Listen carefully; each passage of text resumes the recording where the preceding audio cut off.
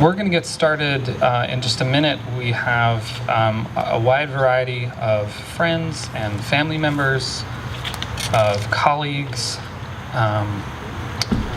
who are going to speak about Alan, which is what we're here for. My name is Mark. I have known Alan for about 8 years. We started getting to know each other at the Arden Theater Company, where we were apprentices together. So we worked pretty much all day, every day together for close to a year. And after that, we remained very close friends, and I consider him my best friend. So I really wanted to honor him by creating this event in a way that really honored his sensibility, the way that he approached the world. So, he was very good at being open-minded with people. He was very good at perceiving what people need and making adjustments in whatever he was organizing, because he loved to make plans, to make sure everyone had their needs met and felt comfortable and was able to have fun. Tonight is going to be hard to have fun. I'm not trying to tell you to have fun, but he had such a love and a joy, and he was able to connect with everybody at their own level, which is, again, kind of what this is all about. This is about everyone connecting on your own level, which means that however you're experiencing tonight is okay. If you need to cry, like I will, it's okay. If you need to stand stoic and be like, I got this together, and cry in the bathroom later, that's okay as well. But tonight is about honoring his spirit. And when I think of Alan, I think fundamentally, at least for me, of a teacher, of someone who's really good at taking incredible passion and ideas and knowledge and transferring that to others and giving them that spark. He did this with his work, he did this with his life, with his playtime. If you've ever been taught a game by Alan, you'll know everything about the game and exactly how to play and why it matters and why you should do what he says. Something about that feels fundamentally positive in the fact that, tonight none of us want to be here. This is not a good thing that's happened. But I think he also has a lot to teach us, and a lot of the things that people are going to be saying tonight are about sharing his spirit in the hopes that we can take it and take these lessons onward in our lives afterward. So that's the spirit that we're here tonight for. I'm going to pass, I'll be calling people up, so you'll see me a lot. But first, I felt it was important to hear Alan's words himself. This is something that his dad felt really called to have here. This is the commencement speech he gave. And so I'd like to have Kathy Alston come up and share his words for us.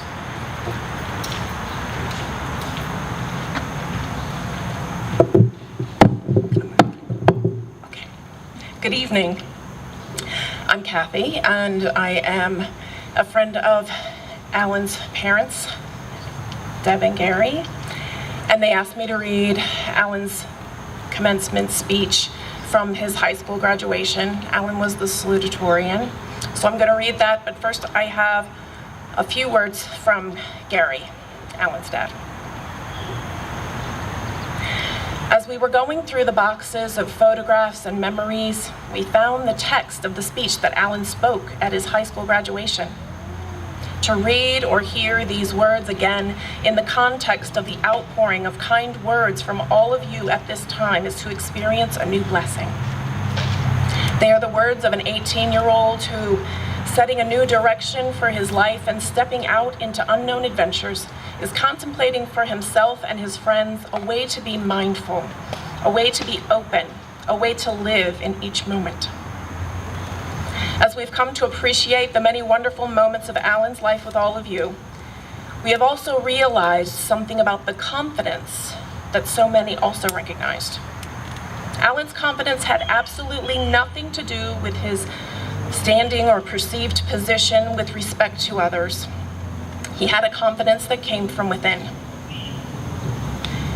What we can hear in this artifact is a moment in his young life when he formed an idea into a course of action. He articulates for himself a purpose, and then he lived his life accordingly, as we each have seen.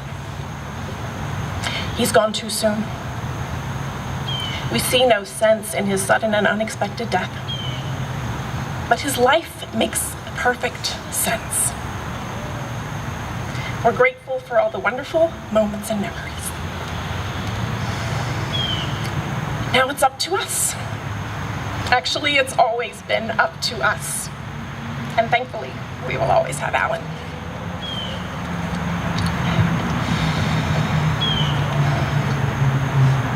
Greetings, class of 2004. This is the moment for which many of us have been waiting for years, or perhaps have been trying to avoid. Either way, at this moment, each of us shares something in common. We have progressed through this institution, Norristown Area High School, together. Up to now, we have gone about separate ways to reach this point, going to separate schools, living in separate neighborhoods, participating in separate activities, and making separate friends. But at this moment, we have all reached the same point, graduating from our varied pasts, moving on to even more varied futures. An important idea to consider at this moment is, what have you gained up to this point? What have you learned? You might be tempted to think through all of the courses you've taken in the past 4 years, but I would encourage you to look past those things. For in the mind of Henry David Thoreau, it is only when we forget all our learning that we begin to know. So why learn in the first place? Why are we here today? We have all accomplished a specific level of work and growth that marks our preparedness for the rest of our own lives. At this moment, we have all had enough experience to begin an understanding of who we are.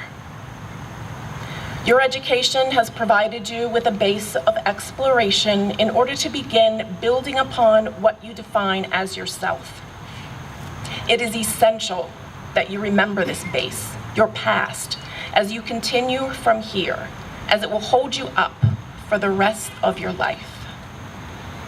I am proud to have been a part of this school district for almost my entire life, starting with kindergarten at Hancock Elementary School, growing up on Powell Street. I'm just as proud to have gone to East Norriton Middle School, living on the bird-named side of Pot Shop. The experiences I have gained from these places have created who is standing before you today. But why am I standing before you today? Only because the path I have chosen through my past had led to some computer-generated number that this building reveres. There are 1,000 other numbers that reflect your past paths that could be generated for each of you that would put you on stage. So the true decision you must make at this moment is how you will continue from here while remembering how you arrived at this point. Think not of how you are better or worse than another, but how you are unique yourself, striving not to rise above, but within. Take and use what you have gained here and stand proud of your individual victories. The Buddhist text, the Dhammapada, reminds us, though one may conquer 1,000 times 1,000 men in battle, yet he indeed is the noblest victor who conquers himself.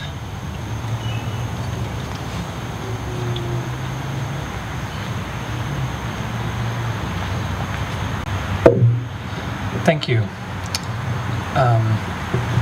We've already felt this, but just I'd like after each piece to just have a moment of reflection. So if you were confused about clapping, no, we're not going to do clapping, so just so you know.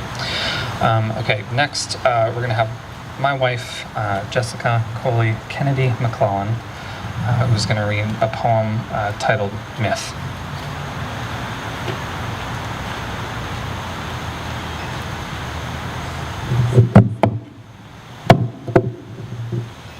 sorry. This poem is called Myth. It's by Natalie Trethway. And it's something that I was reminded of when Jeanine's sister Sedona mentioned that she'd had a dream about Alan. And it's a poem that I have returned to throughout my life when we find ourselves in these, with this kind of loss, and we find the people that we've lost in our dreams, and waking up becomes hard.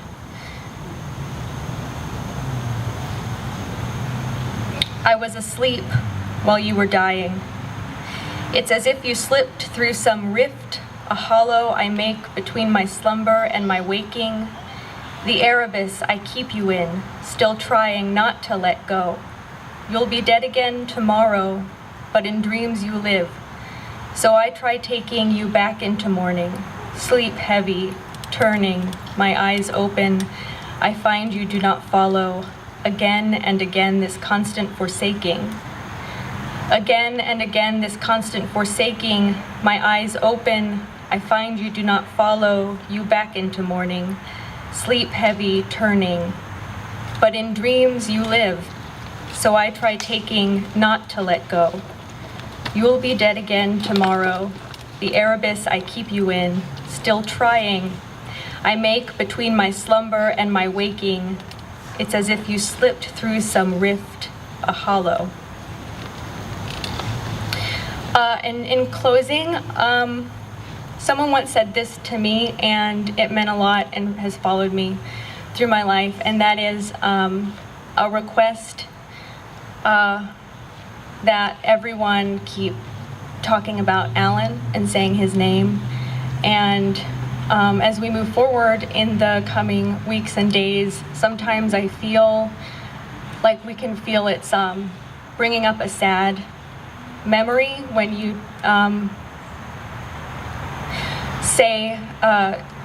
tell a story about him or bring him up to those closest to him. But I'm just here to give you this reminder that they'll be thinking about him every day. So share that story, tell that memory, and just keep bringing him up and sharing the lessons that you learned from him, because that will lift the spirits of those closest to him, I think. Anyway, thank you.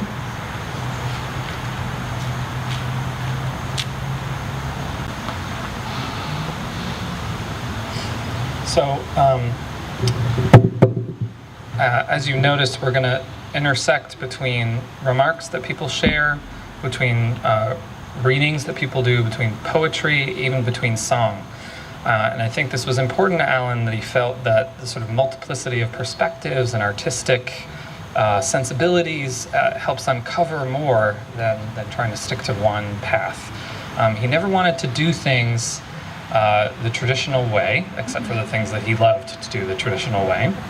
And so he always was asking why? Why do we have to do this? You know, why do we have to do it this way? So part of that is just making sure that we have different ways of feeling and experiencing him. So just wanted to make sure that was clear. Up next, we have someone, a colleague who worked with Alan at the National Liberty Museum, who's going to give some remarks for herself and on behalf of the staff.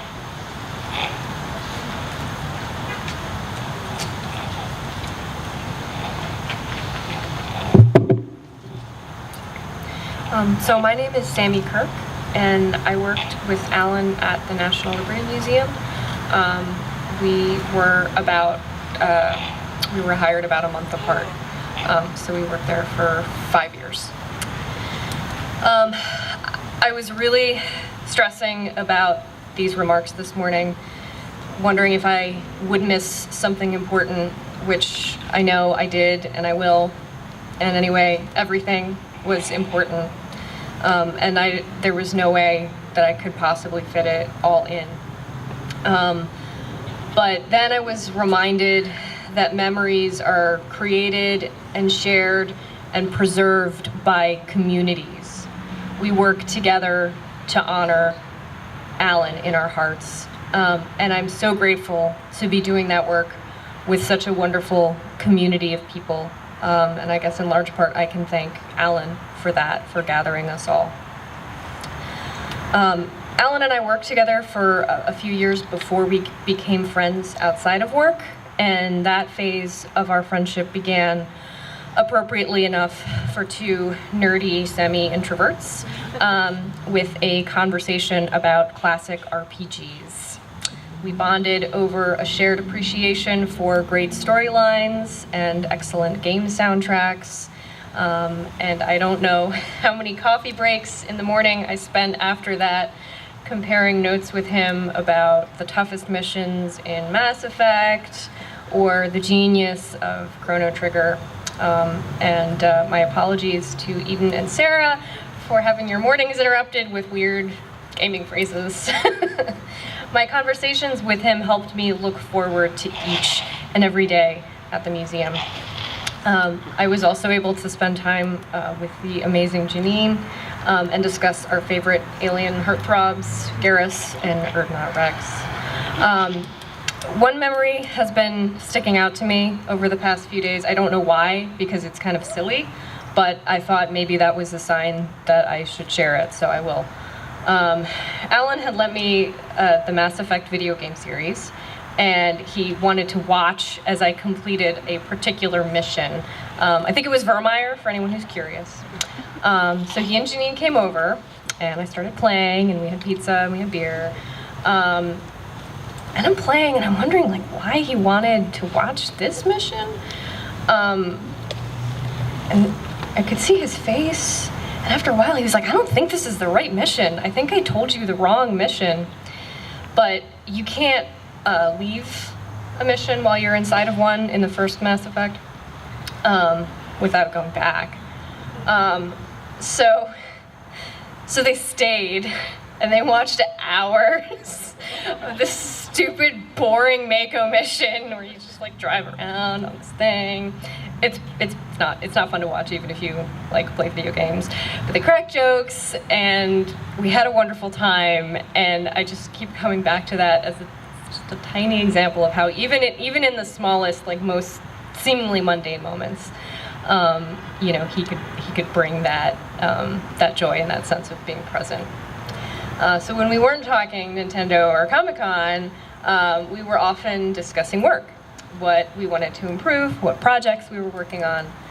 We, like I said, started working at the National Liberty Museum just a month apart, and we saw a lot of change over the years and worked a lot of auctions together, which I'm sure some of you have heard about.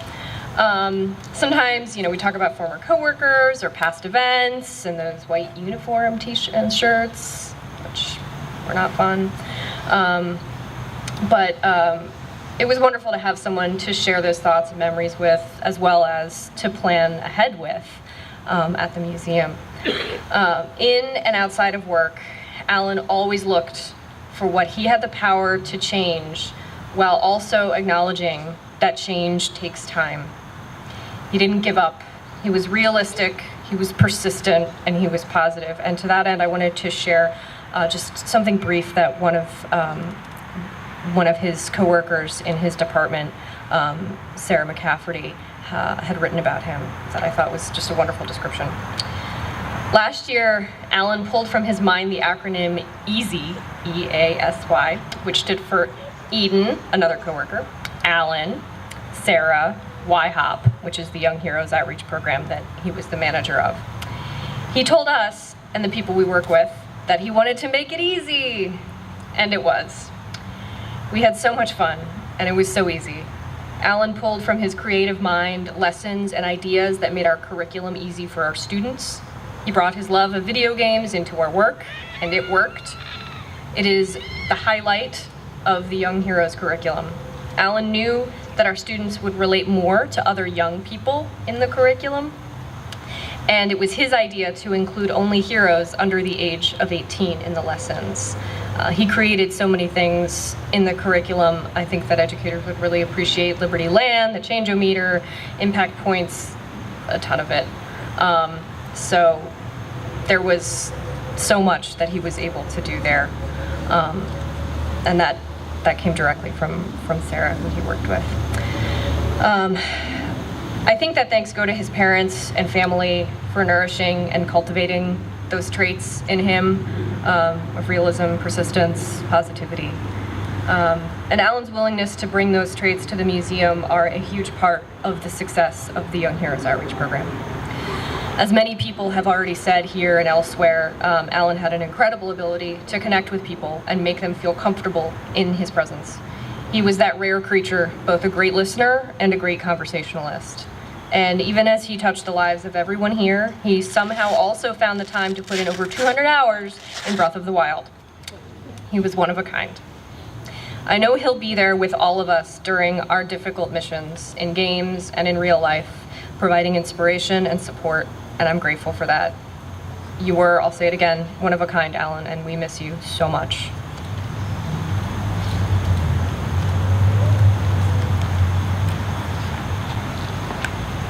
Thanks, Sammy. So we have talked and heard from some friends. We've heard from Alan and a little bit from the family, but now I'd like to invite Alan's brother, Sean, to come give some remarks and just ask that we really support him. This is obviously a really difficult time.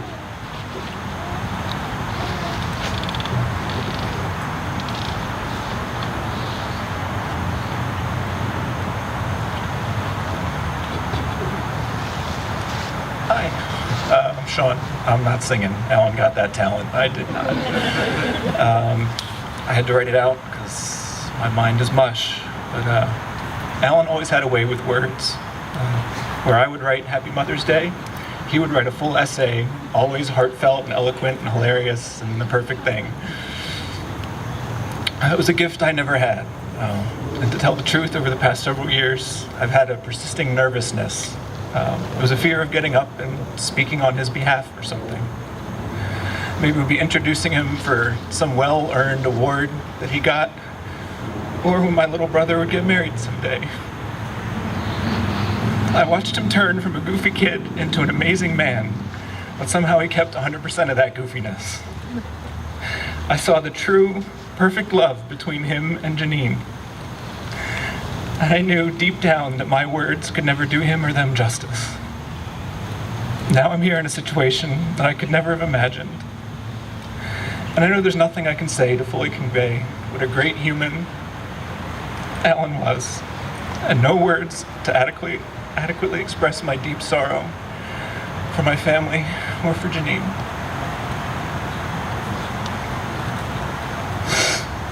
Alan and I were so different. I gravitated towards math and science. Alan was in the arts. We actually only went to the same school for 2 years of our lives.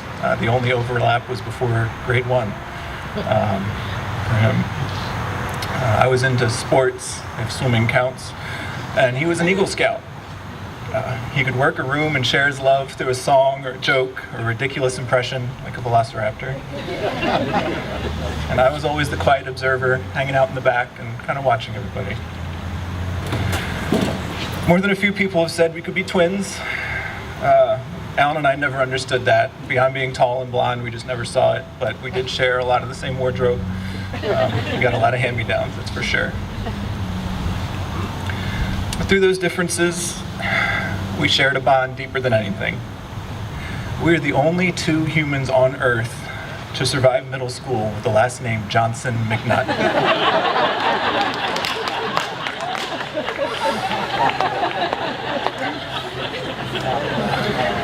We shared a love of piano pop music like Ben Folds and whiny emo punk like Dashboard Confessional and Newfound Glory.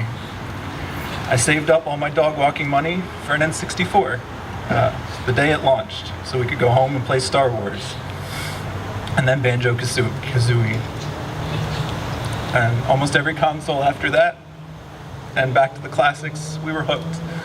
Alan and I love playing games together, everything from Mario Kart to Portal. What started with German board games blossomed into a true passion for both of us. Sitting at a table with family and friends, either in cutthroat competition or cooperating to accomplish a mission. We were always together having fun. We grew up together quoting Jurassic Park and Home Alone. reading Calvin and Hobbes and playing with dinosaurs, and making forts in the basement. But it wasn't always easy with Alan. He was a difficult little brother. He knew how to antagonize and push buttons of pretty much everyone around him. My parents, well, they'll admit this, they actually sat me down one time and said, one of these times you should just hit him.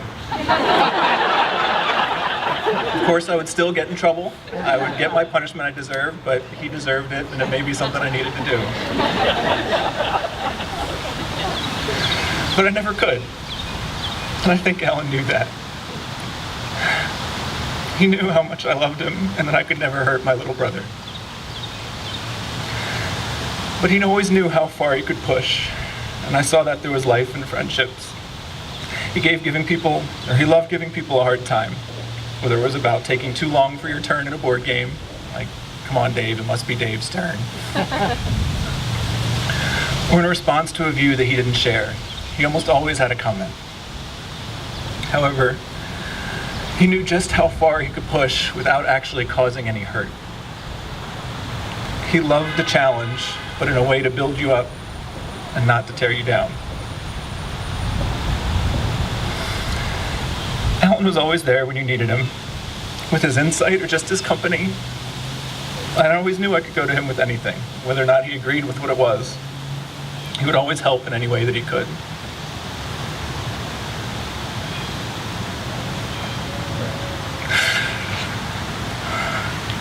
I'm not sure what to do now without him. To quote his favorite video game series, Zelda, it's dangerous to go alone. I feel an unbearable void. And I know that I will always have my little brother by my side, lifting me up or making me smile when I need it. I love you, Al.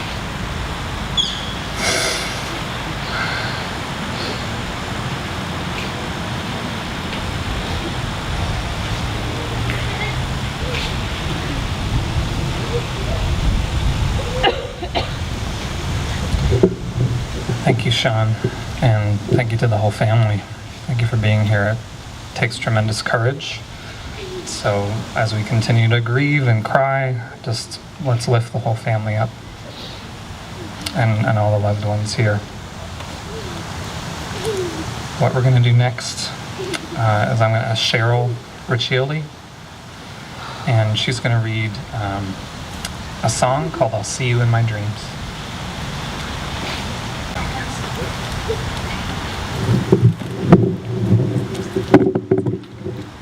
Hi, I'm an old friend of Deb and Gary's. I've known little Alan when he was a child, and I just have this really sweet song, and I can't sing it, but I'd like to read the lyrics.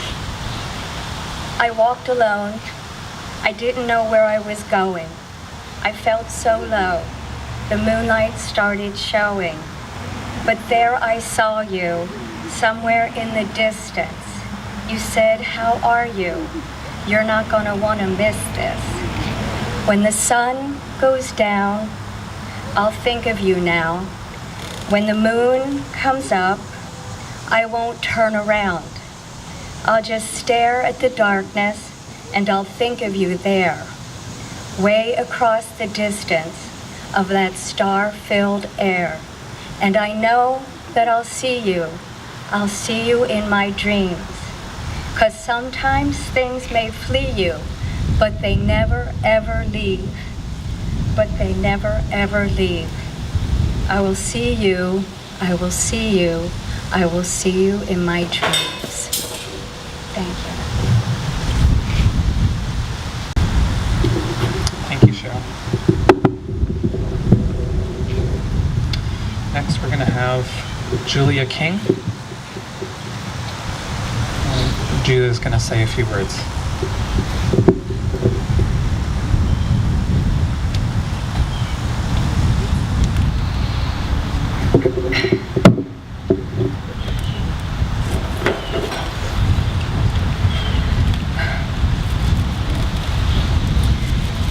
If there's one thing that we all know and can agree on, it's that Alan loved games. If there's one thing that Alan and I disagreed on, it was games. There were innumerable exasperated conversations with Alan trying to explain the rules of Settlers of Catan to me. Jeanine would gently smile that giant smile of hers and tell him to just try again. I just didn't get the game. I also didn't get why it was so important to him that I understand. And finally it hit me. It was never about actual anger or frustration towards me. It was about getting somebody else to fully grasp a game so that they could enjoy it as much as he did. It was about having a shared experience. Alan's mission was to ensure an optimal, all-encompassing experience for others. Why bother doing anything if it's not going to be the best version of that thing? Anyone can throw a Throwback 30 themed birthday party, but nobody else would essentially erect a full museum of their childhood artifacts, complete with toys, games, movie ticket stubs, old journal entries, and of course a meticulously crafted playlist, which was his specialty for every occasion. Alan thrived when it came to adventure, great or small. The small variety once took form in the two of us attempting to exit a dashboard confessional concert. Alan led the way to a fenced-in area that we definitely were not supposed to be in. I was nervous that we'd be in trouble and insisted that we turn back. "It's fine, come on," he said. And there we were, somehow backstage, with no passes. I followed him as he confidently waltzed right up to the opening band and struck up a conversation. He proceeded to ask where Chris Carrabba was, which quickly identified us as interlopers, and a security guard briskly ushered us out. We all have had both monumental and fleeting moments with Alan. And I've struggled coming to terms with the fact that there are no new memories to make with him. I've thought about what it means to actively honor his memory. And I think it comes down to these few things. Embrace the adventure. Be unconventional. Love passionately. Commit fully to your friendships and don't get caught up in the lost time. Alan, you will be fiercely missed. And from the bottom of my heart, thank you for being a part of all of our lives. Until we meet again on the other side, my friend, color the coast with your smile. It's the most genuine thing I've ever seen.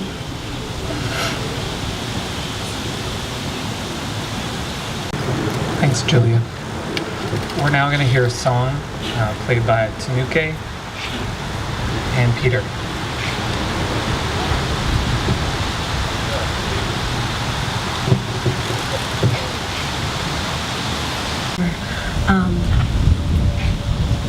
One of the things I appreciated the most about all of our friendships, those of us who went to Norristown and those of us who joined and became friends with Alan later, is how encouraging he was to everyone. I was always petrified of singing in front of my family, and Alan was really encouraging.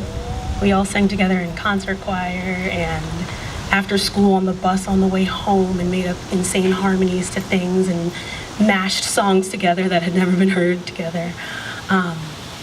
And the first time we ever performed in a musical, all of us, Dave too, were leads together. It was one of the first time my family had ever heard me sing in public. And that's because friends like Alan were really, really encouraging of speaking to your own truth and sharing it with people. So we're gonna share this song in memory of him, and we hope that the lyrics speak to you and help you through this horrible process, because grieving is tough, but sometimes harmony helps.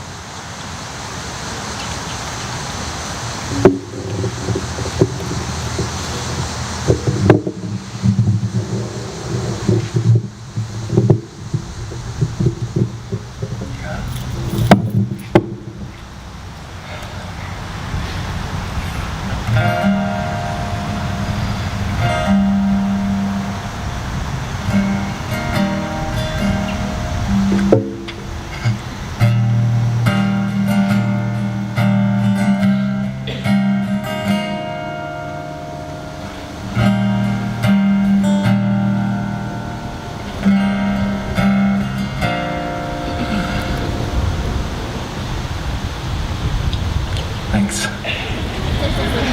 When you try your best but you don't succeed, when you get what you want but not what you need, when you feel so tired but you can't sleep, stuck in a river,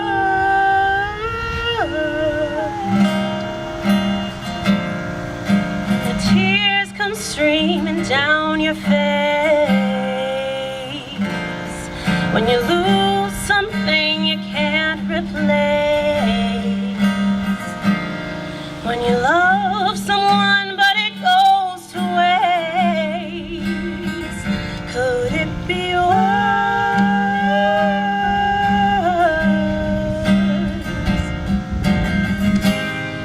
Nobody said it was easy. It's such a shame for us to part. Nobody said it was easy.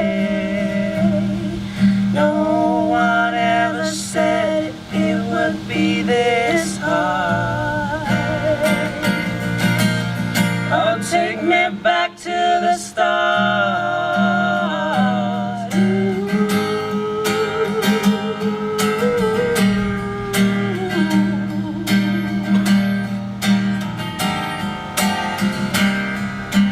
Come up to meet you, tell you I'm sorry. You don't know how lovely you are. I had to find you, tell you I need you, tell you I set you apart. tell me your secrets, ask me your questions. Oh, let's go back to the start.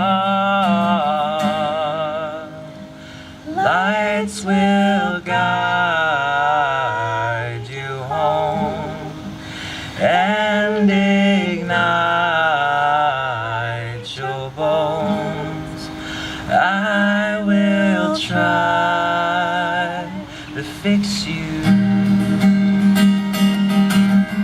I'm going back to the start.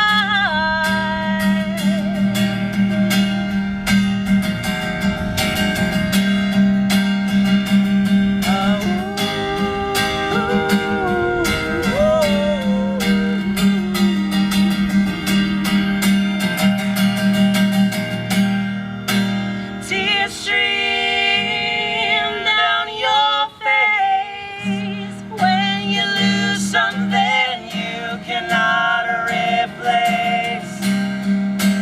Tears stream down your face, and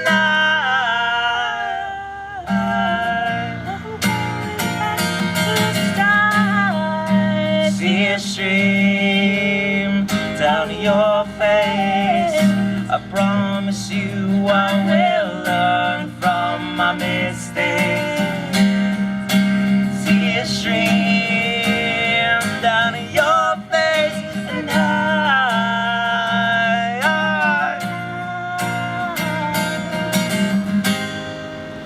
lights will guide you home and ignite your bones, and I will try to fix you.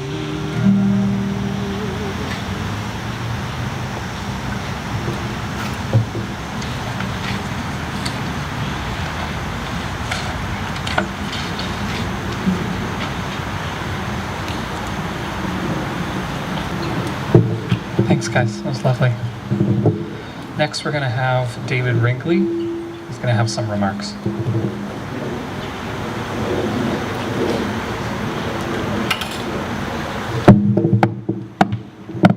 Sorry about that. So thanks everybody for coming out, and thank you Mark and Jessica for putting everything together here. And Alan was a part of my life starting in high school era, and we had all our classes together and did all the shows together and went in choir together and other choirs together and sang outside of those places as well. So there's certain songs that I sing or that I have sung in my life that I just think of Alan with all the time. And I just wanted to share a few of those moments of those songs that really kind of stood out to me. We sang a lot of awesome stuff together in that big range of time. One is, if music be the food of love, sing on, sing on, sing on till I am filled with joy. For then my listening soul is moved, for then my listening soul is moved to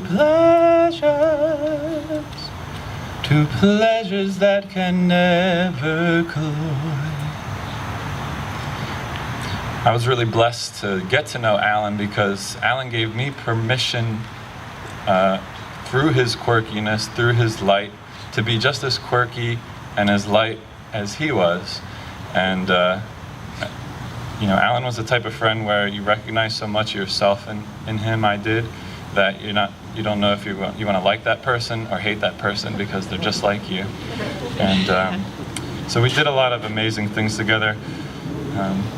And I think Alan and I, when we were together, we did honor this idea that we weren't sure if, we kind of kept it 100 every time we were together. Jackie was reminding me of some of the things we'd sung together in one piece, that all we know for sure is this: though the world could end tomorrow, you and I will be together in whatever time we have. So these are the kind of songs that if I gave even 3 words in a row, Alan would be able to then sing the entirety of that piece because he just was kind of way good at music. Something as easy as, oh, say, can you see by the dawn's early light what so proudly we held? So that was me on the bass part, or maybe John B. And then Alan would be nailing the tenor part and letting every other part know if they were doing it wrong. So it was good to have that voice in my ear. We sang in a district choir together, and one of the pieces there that I think, I really respect Alan's work with the Liberty Museum. I think what he was doing there was amazing, and this one piece kind of spoke to that. Can you feel the hearts of the children breaking for home, for something of their very own? Can you hear the voice crying, who will help me to feel the love again in my own land?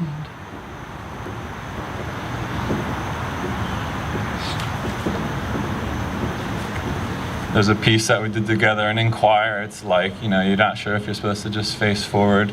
But when Alan was in the choir with me, we were tall, so we were to be at the back together, and we would exchange eyes, throughout the whole song and like really get into it. And this piece, amongst others, was one we got into, and that I think is applicable today with all these photos behind us and what we're trying to do here in keeping alive Alan's memory and his spirit and his light. I am sitting here wanting memories to teach me to see the beauty in the world through my own eyes. Or something as corny as the commencement song for NAHS, which is like, like an eagle I will soar above the clouds. And we would really exaggerate this, which is always so much fun.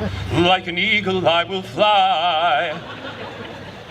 And I was always semi-jealous of Alan's ability to be an Eagle Scout, or his achievement there. I had 1 day of Scouts and was like, I'm leaving now. So I did admire that about him as well. In college, we went to different colleges, both sang in a cappella groups and choirs. And as I was preparing for my senior song, I was like, hey, I saw you did this piece. Do you think I could have your sheet music? You know, still cheating off the salutatorian, even, you know, 4 years after that. But and he shared that sheet music with me, and it always made me wish that Sheila and I and somebody else and Alan had done. He composed in high school a beautiful arrangement to Holiday. If you don't know the lyrics or the piece, that's a Weezer song. Let's go away for a while, you and I, to a strange and distant land, where they speak no word of truth, but we don't understand anyway. Holiday, far away, let's go today, in a heartbeat. And he composed these like crazy good 4-part harmonies, and you know, anyway, we never performed it together, but we tried to practice it once. You know, Alan liked to play pretend, and that pretend could have come in video games, it could have come on the stage. I love to play pretend with him. I once was dressed as an old lady and made him fall in love with me as an old man, and that was fun. We did a lot of neat stuff together, so yeah. So I'll just share one last bit of that one song. You know, I'll say 2 things. Alan did like to drink, and I like to drink, and I think back to Les Mis's kind of drink with me to days gone by, to the life that used to be. At the shrine of friendship, never say die. Let the wine of friendship never run dry.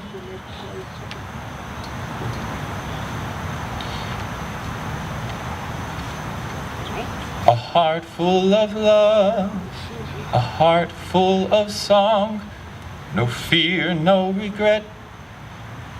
I was brainstorming these together, so okay. This one piece, this Wanting Memories song, that's pretty dynamic.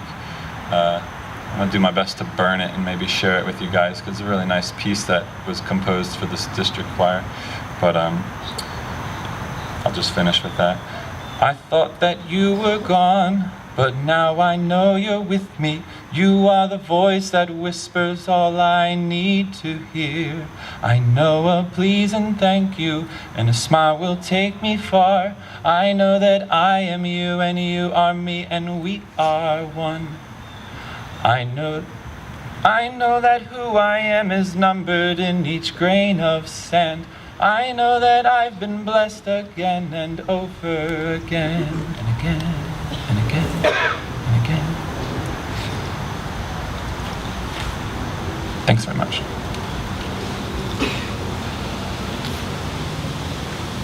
Thanks, David. Next up, we have David Mason, another high school friend.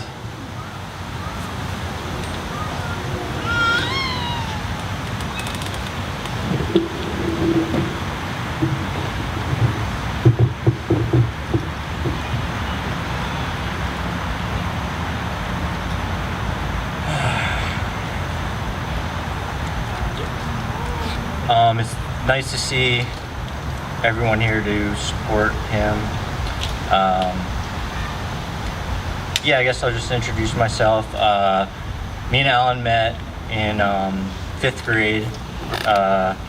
He had just moved to the area, and I think at the time one of our teachers had said some kind of rhetorical question, like, you know, where will you be in 5 years? Like, who will you befriend this year or whatever? And I like raised my hand. I was like, oh, him, like pointing at Alan. And he was like, okay, you know, that was like a rhetorical question, but you know, realized it. And we both kind of looked at each other though, and we're like, yeah, probably. So, yeah, he was in middle school part of what one of the teachers named the Goop Troop. Me, Phil, Joe, wherever he is, I'm sure he's here somewhere, and yeah, me, Alan, and Phil. And we share a lot of interest in video games, dinosaurs. At the time, we saw, he came to one of my favorite memories, seeing Jurassic Park when it came out. That's how old I am. On my 7th birthday party, drawing. Yeah, I remember one time he drew like this T-Rex like being like like it had just been like there was some like bear or something like attacking it, and he drew it like on its side, and I was just like very impressed. I was like, how do you know what a T-Rex looks like on its side? Like, you know what I mean? Like, or in general, how do you know how to draw that? So Alan was definitely very skilled at a number of things. One of the things that always sticks out with me with Alan is he went that extra effort to care during high school, and I still struggle with it, and I feel like it needs to be talked about more. Mental health, depression. I went from like a straight A student to just getting Fs, just straight Fs, like 5s on tests, and he knew something was wrong, and he made the effort. You know, when you're a teenager, you're like, like a punk teenager who's only like concerned with like meeting girls or whatever and going to parties. And he reached out and called my parents, and said, I'm worried about Dave. So that always stuck out to me. One thing it's actually the opposite of sharing, was the Johnson-McNutts would oftentimes when I would come over, they would have nice, beautiful, delicious home-cooked meals, and my family was just out of sheer preference more keen on going out to eat, check out random restaurants, and so we would always say to each other, and I would always say to him, oh, it's nice coming over your house because, I get to experience, like, a home-cooked meal. And then he would say, like, to our family, oh, it's nice, like, finding new places when we go out to eat, like, going out to eat. So I always just thought that was kind of funny. Alan was there through many of my personal struggles, including issues with alcohol, and more recent ones when a lot of people didn't really want anything to do with me, and he stuck by me, and he just saw me as a good-hearted dude who was struggling. Whereas it was easy to say he's angry, he's messed up, he's being a jerk. So he stuck by me through the times that really tested it. He got me into board games. I think the last time I hung out with him was the first time out of the many years that I actually enjoyed it, though. Yeah, it was just kind of like whatever. And like Sean was saying, oh yeah, it must be Dave's turn. That's me. And recently we played this one game. We played 2 games. And I was like, you know what? I'm gonna really try. I'm gonna try to win and pay attention. And I really had fun. So, and I remember Sean had said he was good at like reading the crowd, like knowing which ones certain people would like. So, yeah, he got me into board games. That was cool. I will always remember him for his endearing bluntness.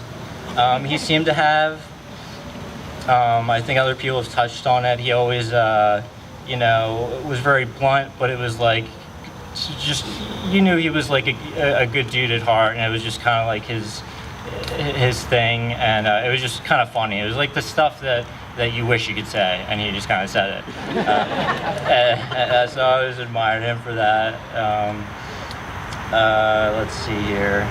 I always admired him. His unique sense of humor we always seemed to connect on. And his loyalty and support that extended to his family as a whole, meaning that his family also just treated me like Dave, going through all my struggles, just like him. So you guys did a good job. We've lost a unique, supportive, funny guy who left us far too soon. I imagine he's looking down on us now, making some sort of goofy face, taking a break from his latest Zelda playthrough. I'm sure any of you know he's a big Zelda fan. I love you, Alan. Many people love you. And many people miss you. and we'll continue to miss you. I love you. I love you, Alan.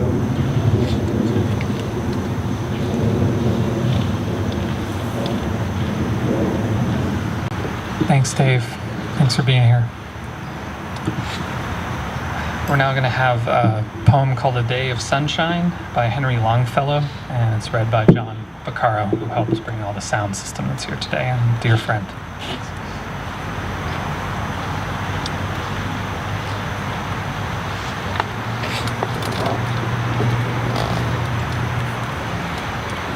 I recently said I don't remember the first time I met Alan, but I do.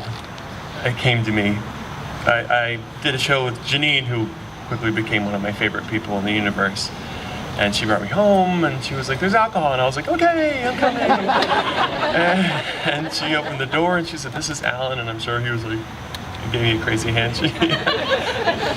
And I asked him about the ballroom dancing, and I think right in the doorway, he was like, here you go, you're the girl.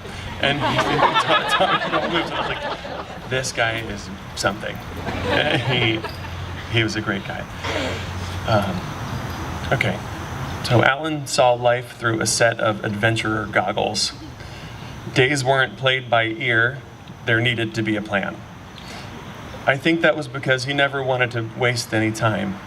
He wanted to adventure and explore and discover and challenge himself and the people around him, both on the game board and out in the world. I'm not a big poem guy, but this poem has always kind of stuck with me, and this is the first time that it really makes sense to me. I'm reminded of a poem by Henry Longfellow that I think encapsulates Alan's thirst for life and all the adventures that a day can hold. And it's called A Day of Sunshine by Henry W. Longfellow. O gift of God, O perfect day, whereon shall no man work but play, whereon it is enough for me not to be doing, but to be. Through every fiber of my brain, through every nerve, through every vein, I feel the electric thrill, the touch of life that seems almost too much. I hear the wind among the trees playing celestial symphonies. I see the branches downward bent like keys of some great instrument, and over me unrolls on high the splendid scenery of the sky, where through a sapphire sea the sun sails like a golden galleon towards yonder cloud-clad land in the west, towards yonder islands of the blessed, whose steep sierra far uplifts its craggy summits while it drifts. Blow winds and waft through all the rooms the snowflakes of the cherry blooms. Blow winds and bend within my reach the fiery blossom of the peach. O life and love, O happy throng of thoughts whose only speech is song. O heart of man, canst thou not be blithe as the air is and as free?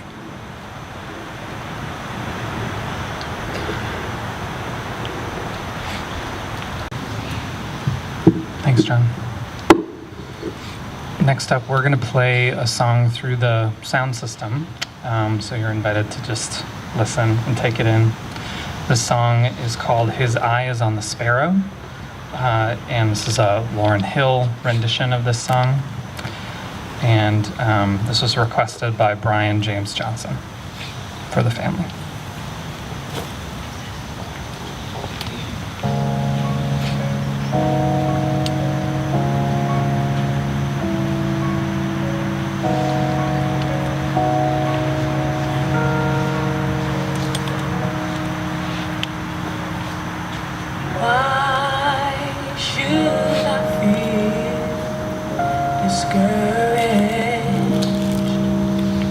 Why should the shadows come? Why should my heart feel lonely and long for heaven and home?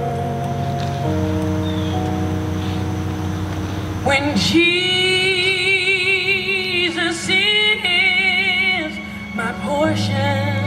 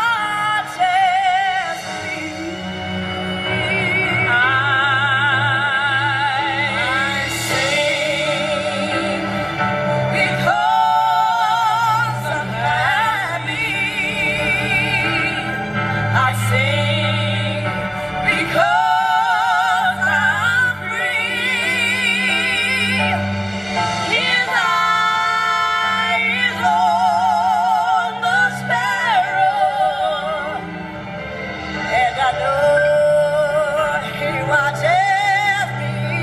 He watches me. His eyes on the sparrow. And I know He watches me. He watches me. I know He watches me.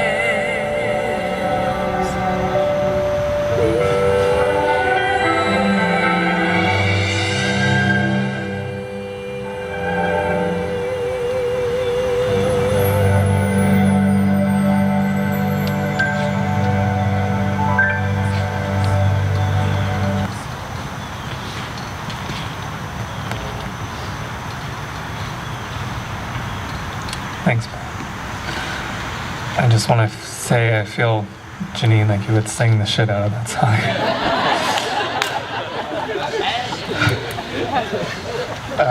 Next, I'd like to bring Brandy Burgess up. She's going to sing a poem, or read a poem, called Do Not Stand at My Grave and Weep, and we're all going to try not to cry.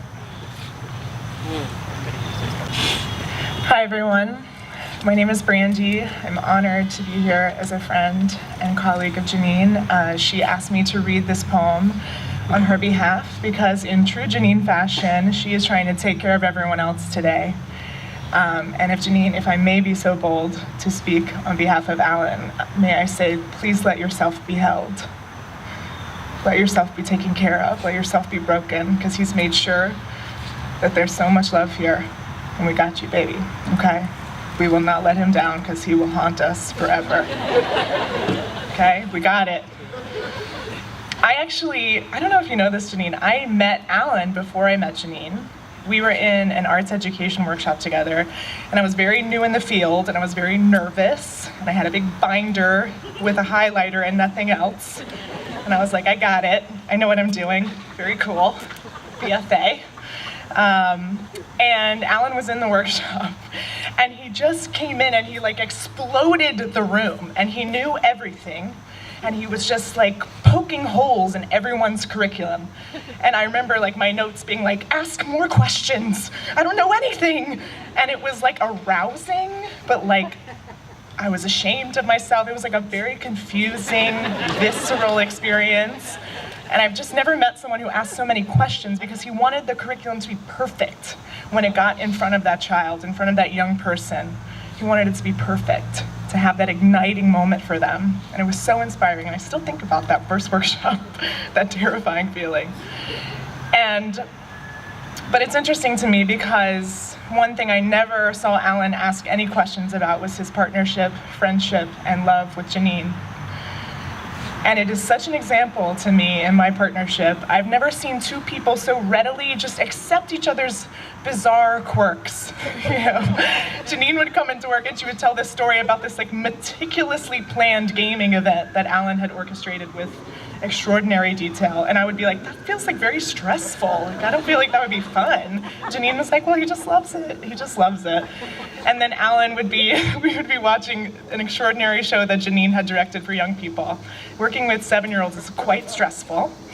And so I would be talking with Alan, I'd be like, well, you know, like we had a pretty devastating experience. So there was a child who was rehearsing for 9 weeks thinking she was a cat, and her costume showed up today on the day of the performance and she's a dog. And so we're pretty stressed. And I thought he would laugh and I thought he would crack jokes, but he was so serious. And he was like, well, yeah, Jeanine's gonna power through.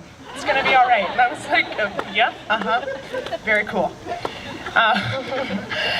And so I didn't want to let Alan down, Jeanine, when you asked me to read this poem, so I did my research on it, okay, because I feel like that would have made him really proud. And it's interesting because this poem, written in 1932 by Mary Elizabeth Fry, she had never written a poem before. And she had a German immigrant living with her who had escaped the unrest that was building and was staying in her home. They barely knew each other, and this young woman, her mother, was dying. And she couldn't get back to her. And the news arrived that her mother had passed, and she said to Mary Elizabeth, she said, I didn't get to be there. I missed it. And I'll never be able to stand on her grave and shed a tear. And Mary Elizabeth Fry, feeling, as I'm sure we all feel, so lost for words, so helpless, she pulled a paper bag off her shelf and she wrote this. And she gave it to her dear friend. And here we are, almost 100 years later, being comforted by these words. And so I hope as we read this poem that Jeanine so beautifully chose for you all, that we will remember that when we love someone, they are immortal. And every embrace, every tear, every breath, every rushing wind through this beautiful space tells us that Alan is alive. And he continues to be alive as we move forward forever.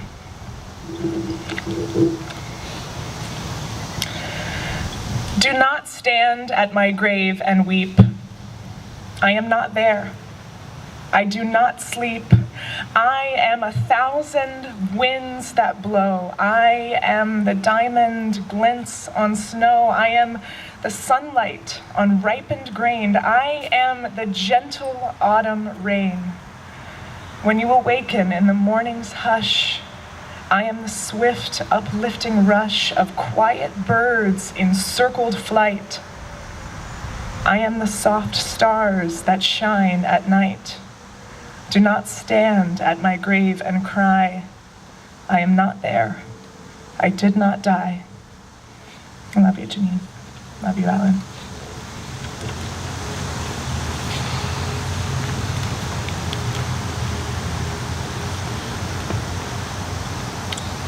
Okay, we have a couple of pieces left, and then I'll do some housekeeping and tell you what's happening next.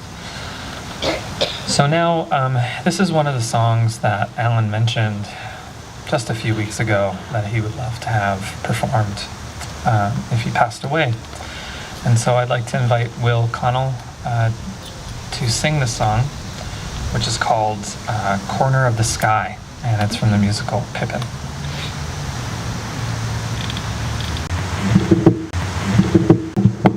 Sorry.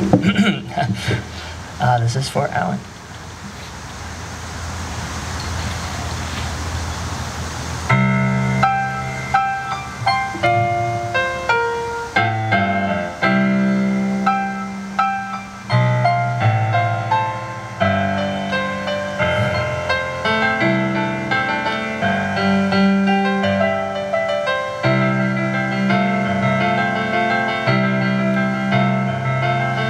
Everything has its season, everything has its time.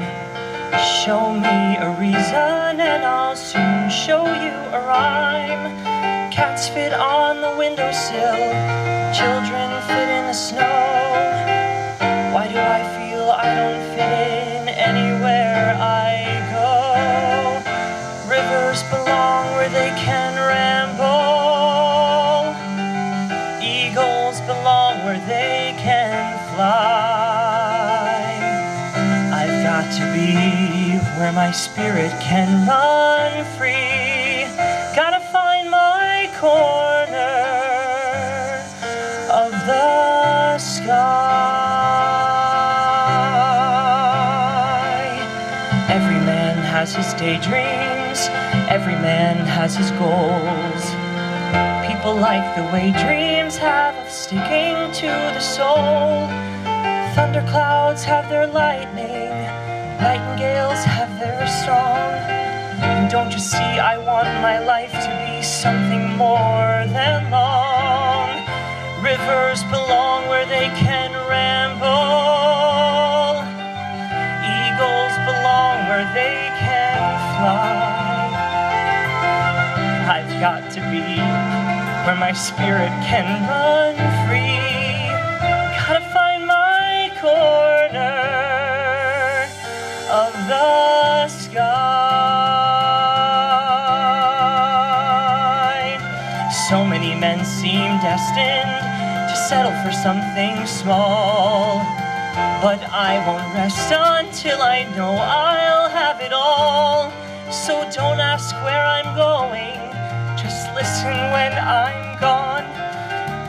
Far away you'll hear me singing softly to the dawn. Rivers belong where they can ramble. Eagles where they can fly. I've got to be where my spirit can run free. Gotta find my corner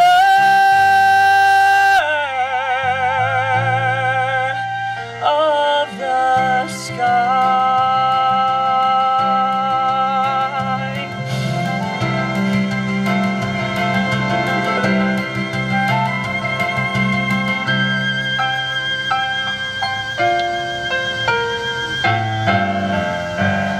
Thank you.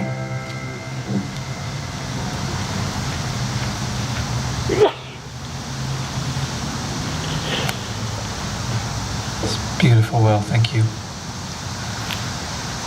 A member of the family, a cousin of Alan's, Christine, would like to say some words on behalf of the family now.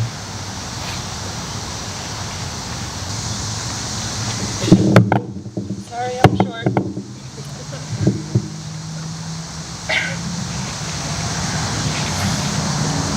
Y'all have all, your posts, being here, the tributes, they're amazing.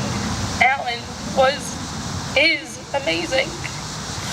He will always be with us, forever. Jeanine, he's gonna be right beside you no matter what. I truly admired Alan. Alan, I don't know how he did what he did. He could sing, he could somewhat dance. I mean, I'll say he can dance, but he danced. He danced to his own beat, let's put it that way. He was just truly amazing. At 31, he had the imagination of 5-year-olds. I mean, Amy, his niece, he could play with her all day long, and it's just so easy for him. For me, I can play for like 5 minutes, and I'm like, I don't know what to do. What am I supposed? Where do I get the imagination? How do I keep them entertained? But he was that person. He could keep anyone entertained. He walked into a room and he could make you smile. He could make you laugh. If you didn't know how to play a game and you didn't really want to, he'd make you try and teach you how. Or we played games at the beach. So we are the part of the family that goes to the beach with him every year. And just this July, I actually went beyond what I'm normally comfortable with and played some new games. And I actually have to say I enjoyed them. I didn't think I would. Because, Alan comes to the beach and he likes to sit and play 8-hour games. But I'm like, we're at the beach. There's sun and waves. But he's sitting inside at a table playing a game all day long. The sun's gone. It came up, it went down, and he's still sitting at the table. But he enjoyed it. He had so much fun. Just sitting there, I don't even know what he was doing. He had to think too hard for me. He just knew exactly where to put every piece, and I don't know, my brain doesn't work that way. So he taught me some new ones this year, and one that's really sticking with me this year is we play, I don't even know what it's called, Mystique or something, Mysterium. We were sitting there, and Jeanine, my husband, and one of our cousins, we were supposed to be working together to figure out who did something, I don't know. He had to put everything together, but Alan was the ghost on the other side. And he was trying to make us figure out who these people were, or whatever it was that they did. Kind of like Clue, but just a new version. And in this version, the ghost gets to make noises. And if anyone knows Alan, he loved to make noises. They were weird, they were creepy, they were funny, but he loved to make them. And along with his faces, they just come from everywhere. But in this game we were playing, and here Alan goes trying to tell us whether this is in the right spot or not, and he makes the weirdest noise. And even Jeanine's like, what in the world, Alan? Like, what is that noise? Is it good? Is it bad? We have no idea. It helped us none. So we just kind of went with our gut. We put it somewhere, tried to go somewhere that we didn't think it was, because you'll have to get it in a certain amount of guesses. And we just moved on and waited for the next noises, hoping that time it was going to be a little more obvious, because it certainly wasn't the first time. And he did. His noises got a lot better for us. They were a little more obvious for us. But just Alan will always be with us. His noises, his faces, everything about Alan, he was just amazing. He was someone to admire, going out and helping young people, trying to make them heroes. You don't have to wear a cape to be a hero. Alan didn't have a cape, but he is my hero. And as we live on, I vow to do something good for other people as much as I can. And I hope that all of you can help me do that, so that we can let Alan live in us and make this world a better place for him, because that's what he was trying to do. He was trying to accept everyone and make the whole world a better place, one person at a time. And if we work together, we can do that. We can do it for him. On behalf of the family, I would like to say thank you so much for being here, for being part of Alan's life, for giving him something to look forward to every day. And please, as memories come to you, even if it's hard to put your words down on Facebook or whatever it is, please share your memories. I know for one that they've really helped me, just seeing them on Facebook, hearing from people, and I know that they've helped his parents as well, and Jeanine, and we would just love to continue to hear those stories. It helps me see the part of him that I didn't know, because I'm his cousin. So I'm also in North Carolina, don't see him all the time, but it's nice to know the other part of his life that I wasn't a part of. So thank you so much for being here. Thank you, Christine. So we're getting towards the end. I'm going to do some sort of housekeeping things. I'm going to deliver just a couple final remarks. I feel like there have been so many amazing things said, I don't need to add too much more. And then we're going to play one final song. This was the other song that he requested. And while that's going on, a few of us will have candles that we're going to pass out with all of you. You're welcome to light them. We'll have a couple people with lighters. And then we're going to walk down and out through the gate and go down to where you can see the city. It was one of his favorite views of the city. He would bring anybody who wasn't used to Philly. He brought me there. He loved calling it Makeout Point. Don't get any ideas. So we're going to listen to this song, and it's a fairly simple song. You should feel free to hum or to sing along with it. And then I'd love for you to keep humming and singing that song as we walk down. Alan loved to sing, and so let's sing with him. If you have a car in this parking lot, you're going to need to move it first, because very likely we won't get done by 8 o'clock, which is when the gates will close. And that's okay, because we're going to have candles down there as well. So just make that note for yourself if you want to move your car out onto that drive before you come join us as we keep singing and enjoying this song. Before we do that, though, I mentioned at the top that I really feel that Alan is my best friend. Will always be my best friend. But I've been a little conflicted, admittedly, with saying that, because Alan had so many friends, and he was really contrarian to the notion that there had to be just one best friend. I mean, come on, I love everybody. I can get along with so many different kinds of people. I can teach them to play games. I can organize parties to make sure that everyone has exactly what they need at the right time. And so as I was thinking of what I wanted to share, we just lost a pretty famous playwright named Sam Shepard. And Alan actually performed in a play of his called True West when he was in college, and it was a really meaningful moment to him. He had posters of it in his house. And the inspiration for this event is an event he organized for a teacher who was retiring, who worked with him on this play. So I'm going to read this quote, and what I really want what I hope you guys take away from it, you know, I think sometimes, and with a contrarian like Alan, these emotional words feel like cliches, right? Saying he'll always be with us. I love it. I love the feeling as much as these guys do. But sometimes it feels like it rings false. It feels like too good to be true, like we're papering over some deep hurt. And I want to acknowledge that there's still deep hurt in what's going on here. There's still incredible sadness. But like I said at the beginning here, Alan is a teacher. He literally was giving people new ideas, new ways of thinking, new systems, new practices. And I think he did that with us all in his own ways. And so I do think he literally lives on in us because of the lessons that he's taught us. If you consider any of your other teachers to have influenced your life, consider Alan among them. And so now I'm going to read this quote, and then we'll play the song, and we'll start to light candles and start to head that way. Please take your belongings, but you don't need to move the plastic chairs. This will be picked up later.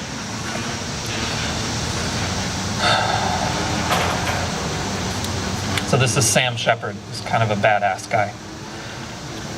I hate endings. Just detest them. Beginnings are definitely the most exciting. Middles are perplexing, and endings are a disaster. The temptation towards resolution, towards wrapping up the package, seems to me a terrible track. Why not be more honest with the moment? The most authentic endings are the one which are already revolving towards another beginning. That's genius. I think Alan was a genius. I think he was a genius with all of us. And I just hope that we take that genius with us every day, as so many others have said. Thanks, guys, for being here. Let's listen to this song. It's called I'll Fly Away. It's from the Oh Brother, Where Art Thou soundtrack. And again, as we start to listen to it, please hum along, sing along, and follow me down the path.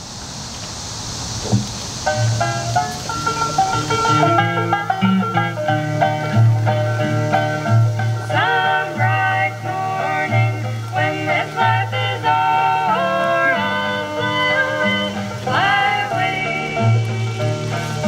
to a home on God's celestial shore. I'll fly away, fly away. I'll fly away, fly away. I will.